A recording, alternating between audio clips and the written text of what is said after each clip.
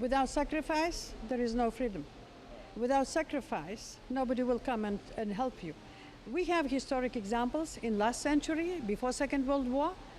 You need to fight, and if the world will see that you're fighting for yourself, they will come to help, because nobody will be more Taiwanese than Taiwanese themselves. So you need to show that Taiwan is for freedom, for human rights, and for democracy, and you will protect it. You will not give in so easily. Then authoritarian regimes will think 10 times before challenging you. Lithuania's military is NATO military.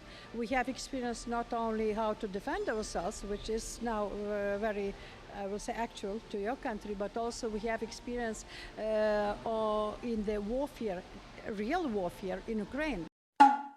Basketball for Lithuania was always the identity fight for freedom. Because in '92 we won against a Russian team, military team, and for us this meant the fight against the large dictator. So why it is so symbolic and important for us, and you can do parallels with your country in your region, that you also challenged by the large power, not very friendly power, but the fight for your identity as Taiwanese. It is so important, and to understand that it is important to unite people, politicians, behind this idea of defending your democracy, defending your country, is important even today. The main thing is in life to know what you want. For Taiwanese people, what would you like to have? What country would you like to see? Would you like to be free? Would you like to live democratic life? Would you like to have human rights and be protected? Do you want to have freedoms? That if it is for this all questions you have answer yes, that means you need to fight for it. Nothing is done, nothing is given. All the time democracy and human rights and freedom needs to be protected. And today in Europe, in your region, we do have powers who don't want us to be free, who don't want us to be democratic countries. They don't want us to be independent. So, and that's exactly what, in parallel with our region, here you need to define yourself, to have consensual commitment of all people, all society, where and what kind of country you would like. If you want to be free, you fight for it, and you will be fighting for it. And only then, if you will be fighting yourself, the Western allies will come to help. If you will not fight yourself, nobody will come. Without sacrifice, there is no freedom. Without sacrifice, nobody will come and help you. We have historic examples in last century, before Second World War. You need to fight, and if the world will see that you're fighting for yourself, they will come to help, because nobody will be more Taiwanese than Taiwanese themselves. So you need to show that Taiwan is for freedom, for human rights, and for democracy, and you will protect it. You will not give in so easily.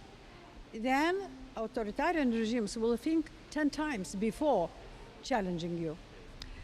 I don't know. It's up to you to decide, because as what I was just saying, you need to define yourself what country you want and fight for it. Without fight, without sacrifice, will be nothing. Somebody else will come and somebody else will decide instead of you how you're supposed to live. And that's exactly the choice for small countries. Lithuania, Taiwan. It's how much we are ready to be proud nations, fighting for ourselves and showing courage and commitment and determination. If not, somebody else will come. Somebody else will dictate how we're supposed to live. That's exactly the message I want to say. Our experience in Lithuania through the histories was, if you will not fight yourself, you will disappear. But just in the past few days, the Chinese army do the military exercise near the Taiwan. So how do you think about this? Look, it's the same. We have even war in Europe on the border of Lithuania. We have aggressive, large country behaving aggressively against its neighbors, so China is doing the same. But exactly this shows how large authoritarian powers are weak, because they're demonstrating power against small country, peaceful country. Why? How large threat you pose to such huge power. That means they do not have self-confidence. They are in troubles mentally if they need to show and demonstrate power against small country. I think beneficial for both sides to open our markets, to be more cooperative between each other, because we can give know-how where we are the best. Taiwan is best in one area, our region, and technologies are in other areas. We can, because we are friendful countries. We are small but democratic, proud of our future and willing to be free. So we are friends. That means we can be trustfully building our relations with respect to each other, which we do not see from large authoritarian regimes. They do not respect others. They do not respect their own people because they are demonstrating, humiliating smaller nations. So from this point of view, if our relations will be built on trust and respect, we can do a lot of things, a lot, in any areas. For us also laser technology we're coming with and showing to you. We have very high developed fintech, financial services, so we can show what we can share with you. You are showing and giving us what is the best in your country. So I think that it will be beneficial for all sides if it is based on trust and friendful relations. It's useless to comment on one or another political party discussions. What I would like to say is that geopolitically in the world, we need to de-risk concentration of technology in one country because the supply chains could be and can be disrupted.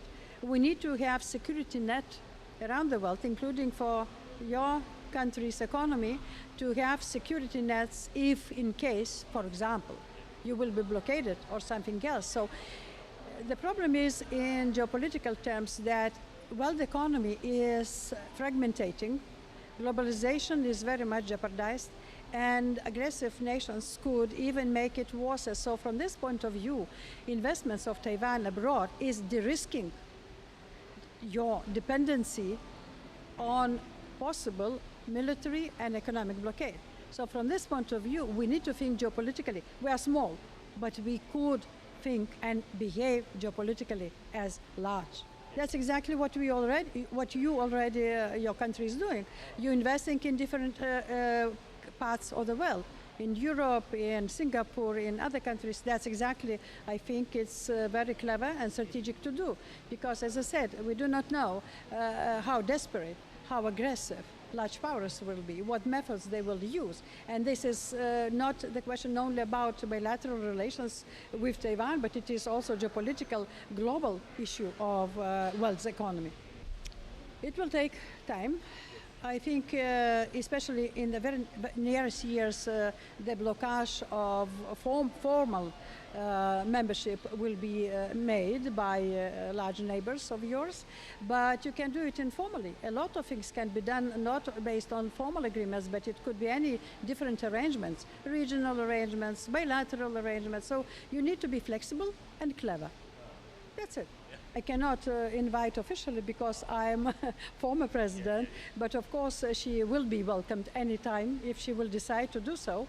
But I also proposed to cooperate not only on economic level, but also military level, because Lithuania's military is NATO military.